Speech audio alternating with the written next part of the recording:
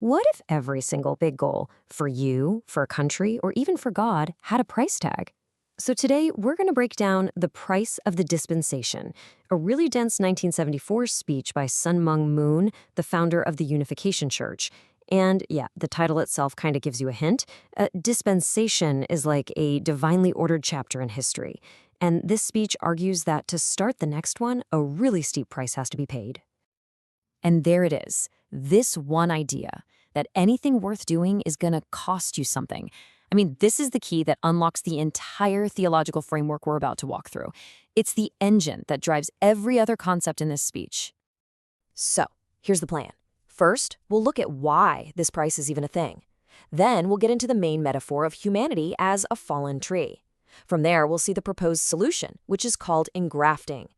Then we'll feel the incredible urgency of what's called the harvest time. And finally, we'll see how this all blows up into a full-on global mission. All right, so the core idea here is that this principle of paying a price is totally universal. According to this speech, it's not just about you or me trying to, get a promotion or run a marathon. No, it applies to entire nations, to the whole world, and, in this theology, even to God himself. But hang on, why do we have to pay a price in the first place? Well, the speech points to one single event, what it calls the human fall. The whole argument is that if that had never happened, humanity's spiritual growth would have just been easy, natural, like a perfectly healthy tree just growing straight up to the sky. The path would have been clear, no price required.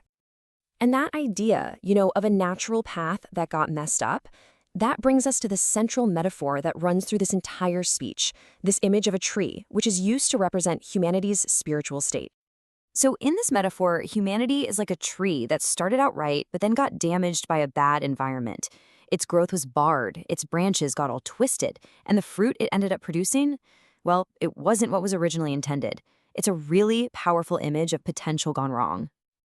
And here you can really see the contrast laid out side by side. On the one hand, you have God's original blueprint, a healthy, wholesome tree just naturally growing towards its goal.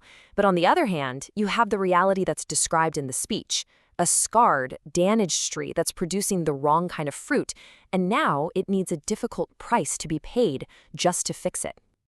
So, if humanity is this wild, damaged tree, what's the fix? How do you solve that? Well, the speech offers up a pretty specific solution. And it's a term from farming, engrafting.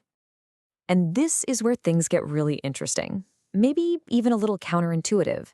The logic isn't to take a bad branch from the human tree and stick it onto a perfect tree. No, it's the other way around. A perfect branch, which represents the Messiah, is cut and then grafted onto the flawed tree of humanity.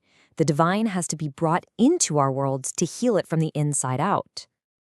Okay, so for a person to actually receive this graft, the speech lays out 3 steps to get ready. First, you have to deny your old self, your old way of life.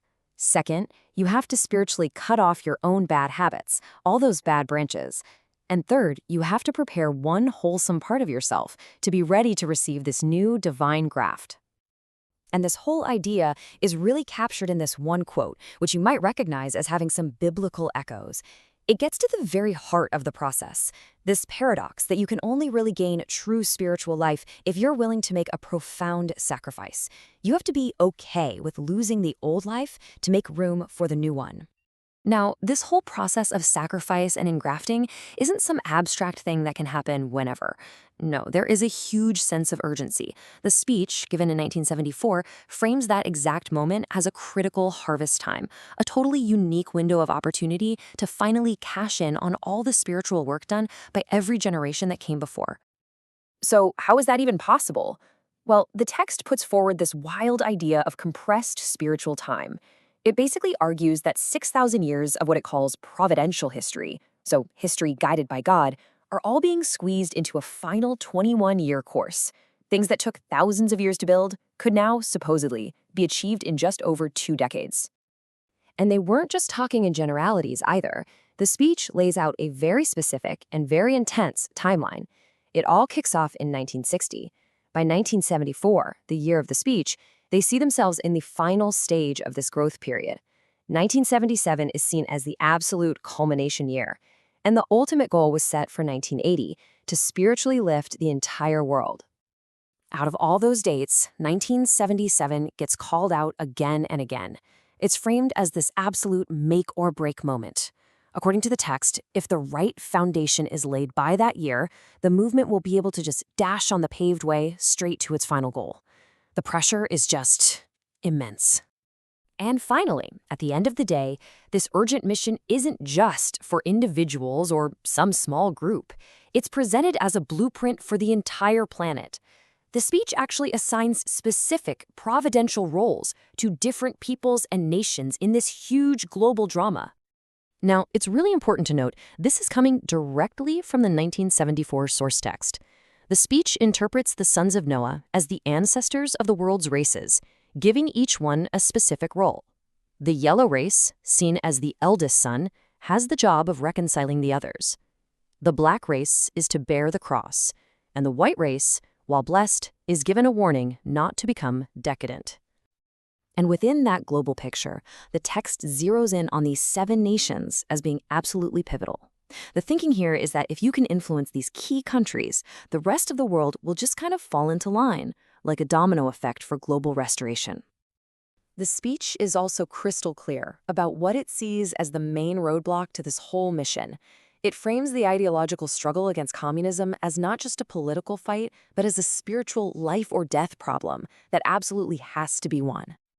So what's the end game in all of this? Well, everything comes full circle, right back to that first idea of price. The final goal, as the speech lays it out, is to reap the harvest of all the sacrifices that have been made by prophets and holy people throughout history. The mission is to pay an even bigger price right now in order to finally establish one unified world. You know, when you strip away all this specific theology from this 1974 speech, you're left with a really universal question that it kind of forces you to think about. What does it truly mean to pay the price for something you believe in? And is any price too high?